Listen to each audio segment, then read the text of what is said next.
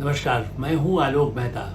एएचएसआई में आपका स्वागत है। हमारा अनुरोध है कि आप एएचएसआई देखें, लाइक करें, सब्सक्राइब करें, मित्रों को, ग्रुप्स को फॉरवर्ड करें और उनसे भी आग्रह करें कि वे भी सब्सक्राइब करें ताकि अधिकाधिक दर्शकों तक नियमित रूप से हमारी बात पहुंचे, हमारा वीडियो पहुंचे और उनके कमेंट्स, आपके कमेंट्स हमको मिलते रहें। विकसित भारत तो तब बने और विकसित भारत के लिए अभी से दिल्ली से लेकर के देश के हर हिस्से में, आदिवासी इलाकों में गरीबों को मकान 3-4 करोड़ से अधिक मकान दिए जा चुके हैं। ये प्रधानमंत्री नरेंद्र मोदी ने 12 वर्ष में करके दिखाया, जिसकी बाकायदा देख रहे हैं। झुग्गी वाले या आदिवासी इलाकों में ऐसे सबको अपने आवास की सुविधाएं मिल गई। भारत में ये है। और जो विकसित देश हैं, हमारे सामान्य जो दर्शक हैं, मैं उनको, जो समझदार हैं, उनको भी कई बार इस बात को ध्यान नहीं दे रहे होंगे कि विकसित देश ब्रिटेन और अमेरिका जो संपन्नतम हैं, सबसे सुपर पावर में से माने जाते हैं और न्यूक्लियर पावर भी हैं, वो देश अमेरिका खास करके, वहाँ भी आज भी होमलेस, बगैर घर बगैर छत के हजारों लाखों लोग हैं। और ब्रिटेन के नए प्रधानमंत्री, देखिए इसलिए मैंने बात आज उठाई है, नए प्रधानमंत्री एंडी बर्नहम ने ये कल चार्ज लेते ही, जैसे प्रधानमंत्री पद संभाला, सबसे बड़ी जो घोषणा उन्होंने की है कि भाई मैं ये सुनिश्चित करूँगा कि जो लोग सड़कों पर सो रहे हैं, हजारों लोग, उनको सड़क पर न सोना पड़े, इसके लिए कोशिश में करूँगा। उनके लिए कुछ आवास की, अस्थायी आवास की, अस्थायी रहने की, जाके छत पे वो सड़क पर न पड़े रहें, इसको सुनिश्चित करूँगा। ये ब्रिटेन की हालत है, जो कोई दुनिया में राज करता था, कॉमनवेल्थ कंट्रीज का सुपर पावर, आज भी कहने को तो वही लीडर बनता है।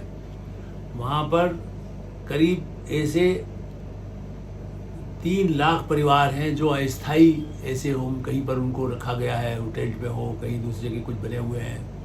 और प्रतिदिन करीब 8 से 10 हज़ार लोग सड़कों पर सोते हैं। ये उस जो देश में जहाँ सर्दी होती है -15-20 तक भी जाता है, ब्रिटेन में अभी जब गर्मी पड़ रही है तो वहाँ 30-35 तक हो गया। एक दो दिनों में तो 30-32 हो गया था। वो जहाँ पर जो अंदर रह रहे हैं उन्हीं की मुसीबत हो रही है। कपड़े क्या करें, एयर कंडीशन नहीं होता है, लेकिन सड़कों पर सो रहे हैं हजारों लोग ब्रिटेन में। इसलिए ब्रिटेन के प्रधानमंत्री को ये कहना पड़ा कि भाई मैं सबसे बड़ी प्रायोरिटी ये करूँगा। और इसके लिए क्या किया है, 340 मिलियन पाउंड्स का उन्होंने प्रावधान किया है ताकि इन लोगों को, होमलेस लोगों को आगे बसाया जा सके। लेकिन जानते हैं, वो भारत की तरह नहीं है। वहाँ इसके लिए भी उनको 10 साल से अधिक लगने वाले हैं। केवल 3 लाख परिवारों को बसाने के लिए 10 साल की उनकी स्कीम है। चूँकि इसके पहले वो मैनचेस्टर में मेयर थे। प्राइम मिनिस्टर बर्नहम, हम बड़े भारत ने तो उनका स्वागत ही किया है कि भारत के साथ अच्छे संबंध रखेंगे, इसलिए मुझे को उनकी आलोचना मैं नहीं कर रहा हूँ। जो उनकी सरकार है, लेबर पार्टी की सरकार है, पहले कंजर्वेटिव सरकार थी। लेकिन जब वो मैनहट्टन में अपने मेयर के काम कर रहे थे, तो उन्होंने जो योजना बनाई थी कि साहब 2035 तक मैं जो है इन लोगों को घर में बसा सकूंगा। करीब 30,000 लोगों को, 30,000 परिवारों को बसाना था सिर्फ।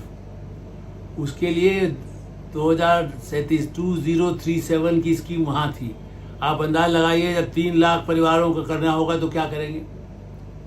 एक शहर में जहाँ रह कर के उन्होंने, उसमें भी ये सही है कि वो बड़े लेबर पार्टी के नाते कहें, मैं उनकी तारीफ करूँगा, बल्कि उसमें से कुछ भारत के नेताओं को सीखना चाहिए कि उन्होंने अपनी वेतन का 15% ऐसे जो लोग सड़कों पर सोते हैं उनके लिए 600 बेड नियमित रूप से मिल सके, इसकी व्यवस्था की हुई थी। बहुत बड़ा अमाउंट नहीं है, क्योंकि वहाँ लोग, इसलिए बेईमानी का पैसा ज़्यादा नहीं होता है, लेकिन फिर भी इसका मतलब है वहाँ की सरकार नहीं कर पा रही थी।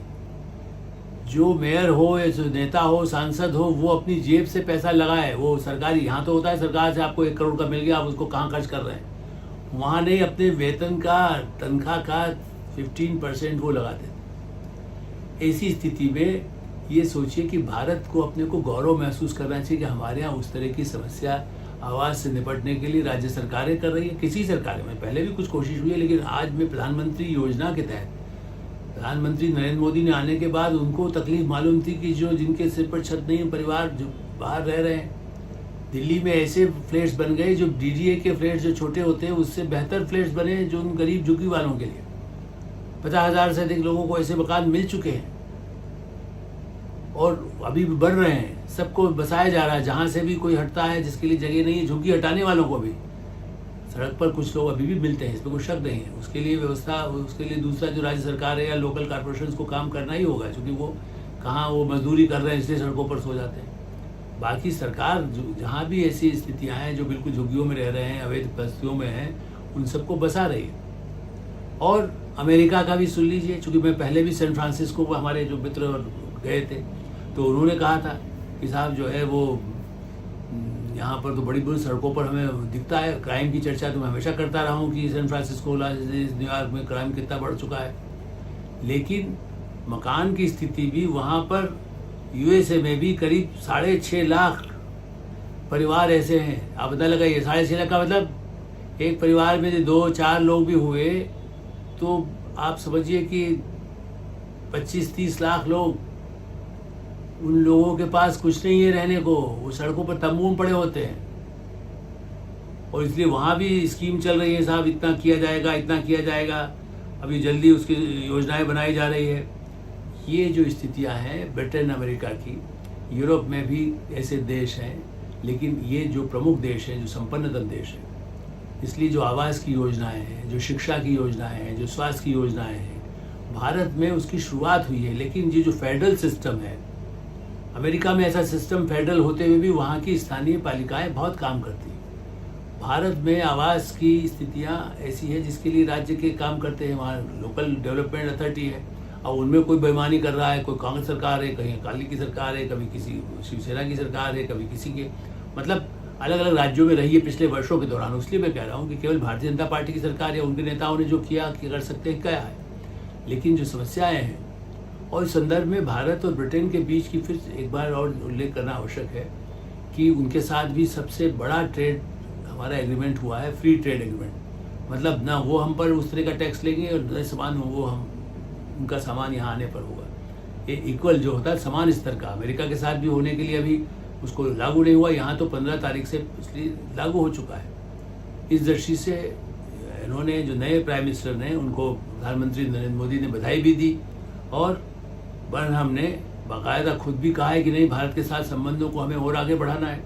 ख़ास करके इंडस्ट्री, सुरक्षा की, डिफेंस की, जो भारत की जो योजनाएं हैं, जो कि डिफेंस में हम बड़े पैमाने पर चाहते हैं कि विदेशी सहयोग मिले, पूंजी भी उनकी हो, टेक्नोलॉजी भी उनके पास है। ब्रिटेन हमको पहले कबाड़े के हेलीकॉप्टर देता था, मुझे आज भी याद है राजीव गांधी के समय में किस तरह से दिए गए, जो बिल्कुल बाद में बेकार पाए गए।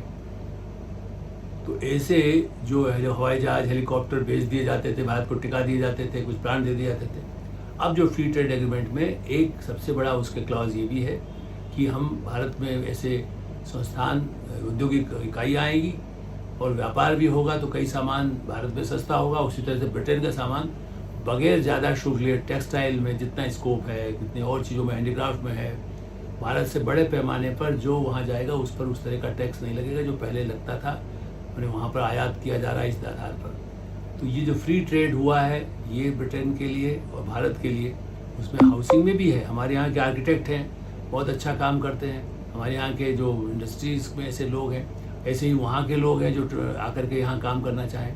शिक्षा के क्षेत्र में ब्रिटेन के साथ जो ब्रिटेन की यूनिवर्सिटीज़ हैं वो भारत में लालाई थे, पहले से भी स्कूल तक खुले हुए हैं। एरो स्कूल बेंगलोर में शुरू हो गया, वैसे ही 5 यूनिवर्सिटी, 6 यूनिवर्सिटी पहले से ही ब्रिटेन की और ऑस्ट्रेलिया की उन्होंने पहले से एग्रीमेंट कर चुके हैं। अब और भी यूनिवर्सिटीज़ आना चाहती हैं जो भारत में ही खोले, ताकि राहुल गांधी जो बाहर जाके कैम्ब्रिज, हार्वर्ड और ये सब की जो बातें करते हैं वो सब भारत में आने के लालाई थे।